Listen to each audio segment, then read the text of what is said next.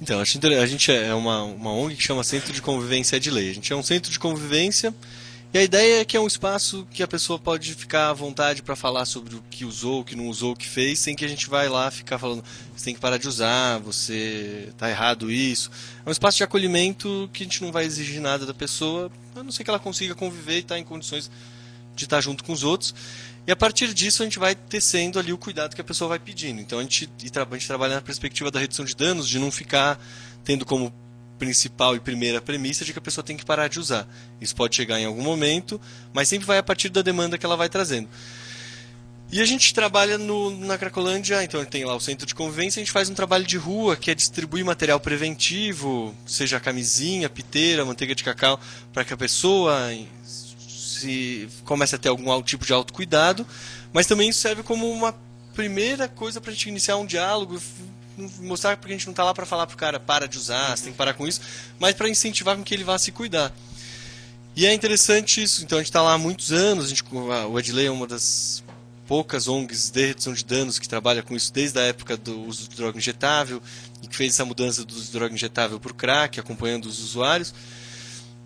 E eu acho interessante, daí você falou aí quem financia o nosso trabalho e tal, é um trabalho que ele acaba sendo muito mal visto, principalmente com essas ações pelo governo, é muito mal visto porque a gente tem... Redução de danos é muito mal visto, né? Como um estímulo, como alguma coisa que está ajudando o cara Isso, a usar droga. é muito interessante que no resto do mundo, na Europa, por exemplo, em algumas partes da Europa, em algumas partes dos Estados Unidos, do Canadá, isso não é mais uma questão, se vê como uma medida de cuidado mesmo.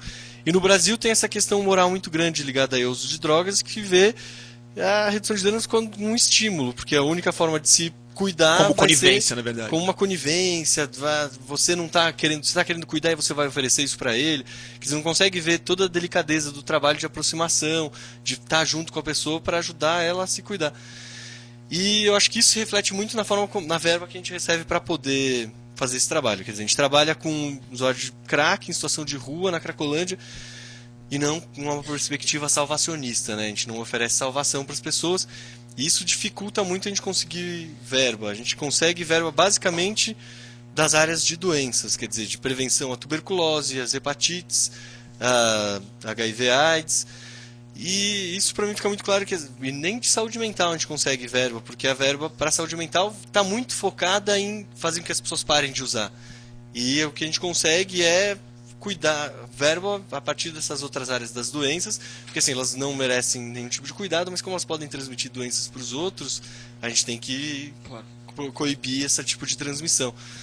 Mas o nosso trabalho a gente acaba conseguindo uma aproximação muito grande com os usuários, quer dizer, no meio dessa guerra que acontece lá, os usuários têm uma ideia muito clara de quem está do nosso lado e quem está contra a gente. Assim, quem é da prefeitura está contra a gente e a gente está do nosso lado e tal. Ninguém está do lado deles. Eles veem um pouco o Edley como alguém que está do lado deles, também porque a gente acaba sendo colocado na parede junto, é revistado junto, quer dizer, a gente está junto muito com eles lá.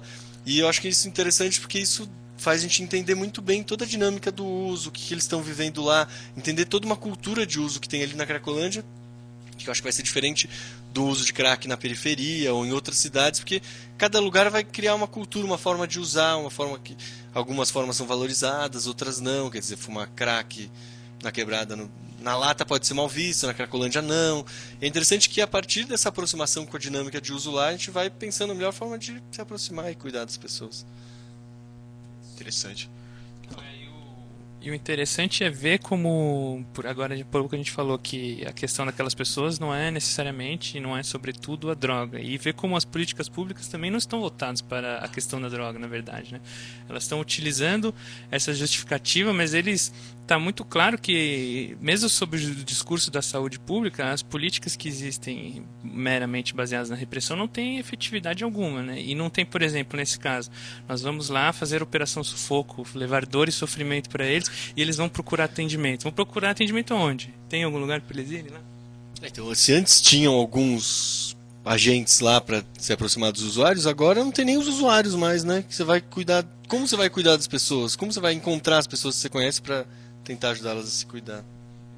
fica claro que é tipo uma justificativa absolutamente falaciosa por interesses políticos, econômicos, interesses imobiliários ali muito claros na região do centro, no centro de todas as grandes cidades, interesse A da Luz, Copa do sobretudo, Mundo. né? Elas têm um plano muito bem estabelecido, já de demolições de diversos edifícios, de construção de prédios de negócios residenciais, e precisa fazer uma limpeza. E que isso se liga muito com o que o Maurício falou, né? Que é a questão, por exemplo, bom, estou interessado na prevenção, estou interessado em ver isso como saúde pública, em informação, mas é exatamente o status proibicionista e a forma como que isso é gerido baseado na militarização e na repressão impedem todas essas questões, impede o tratamento de qualidade público, impede informação honesta, como você falou nas suas palestras, e chega tudo distorcido para as crianças, para o jovem, impede o ambiente proibicionista, ele é nefasto à saúde pública das pessoas, né? Não Porque é se a uma gente questão falar em meramente de verba direito mesmo, individual. entramos nisso agora um pouquinho,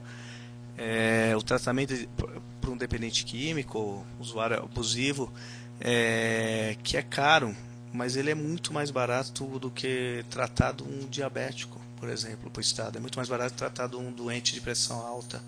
É muito mais barato que tratar um motoboy que se espatifa todo dia nas ruas de São Paulo. É muito mais em conta. Não é tão caro quanto as pessoas pensam. Então é possível, tanto a nível de prevenção, orientação, ou para tratamento, seja nos CAPs, seja em ambulatorial, seja clínica. É totalmente viável criar em pouco tempo, em curto prazo, se tiver vontade pública, 50 mil leitos no estado de São Paulo, por exemplo. A gente tem quantos leitos hoje particulares que você estava falando lá? Nós temos uma média de 1.500, falando de clínicas, tá?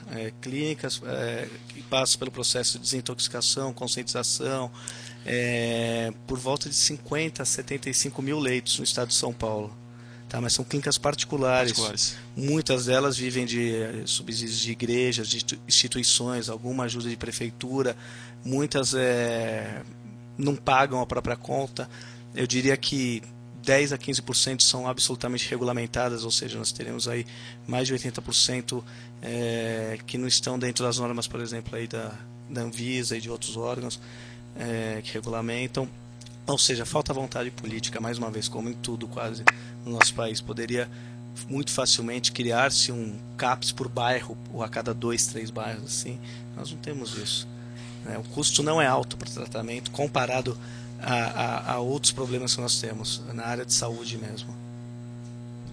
Queria, acho que voltar nisso que o Júlio estava falando um pouco, essa coisa de usar o discurso de que temos que acabar com o uso de drogas e com a Cracolândia. E é um uso disso daí por toda uma movimentação política ali na Luz, que na verdade é uma mega operação de requalificação urbana, de mudar toda a região. De valorização imobiliária. De valorização imobiliária, mas o projeto ele vai atingir toda ali a Santa Ifigênia, Rio Branco, toda a região, e até o começo do meio do ano passado se falava, não, estamos acabando com a Cracolândia, a Nova Luz vai acabar com a Cracolândia, vai tirar os usuários. E todo mundo ali estava meio que feliz, ninguém estava se movimentando. E de repente, os comerciantes da Santa Ifigênia viram que não iam só os seus usuários que iam ser tirados de lá, mas toda a Santa Ifigênia ia sair do lugar. Quer dizer, o que se falava era do crack, mas na verdade ia atingir toda a região. E daí, quando os caras da Santa Ifigênia perceberam que eles também iam rodar, fizeram uma mega movimentação contra a Nova Luz, não em nome dos usuários, mas em nome deles também. Em nome dessa nova apropriação do bairro, né?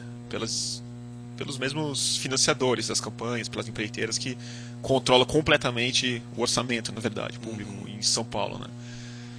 É muito interessante pensar nessa perspectiva mesmo, porque aí passa por outras ocupações, né? Que é a ocupação do movimento dos sem teto, que um foco muito grande é exatamente naquela região, e os caras nessa luta por mais de 20 anos e não conseguem regularizar porque os caras estão na fila para fazer aquele prédio virar uma torre comercial, virar alguma coisa dessa Nova Luz, que os caras sabem muito bem que eles têm um terrenão ali que pode valorizar infinitamente por cento ali, né? Tipo, a porcentagem ridícula, exponencial mesmo. Sede ali. de um banco, né? Não, os caras já estão contando com essa grana há muito tempo, né? Então, assim, tá, e por isso que não regulamentam nem moradia popular naquela região. Quanto mais resolver um problema de crack, de instalar lá uma clínica, né? Tipo, eles já estão afastando um pouco mais, no Bom Retiro, já não é na Luz, né? Não é por ali, assim, é tipo, anda um pouquinho mais, sai daqui de perto, tudo mais. A gente tá com o vídeo aí?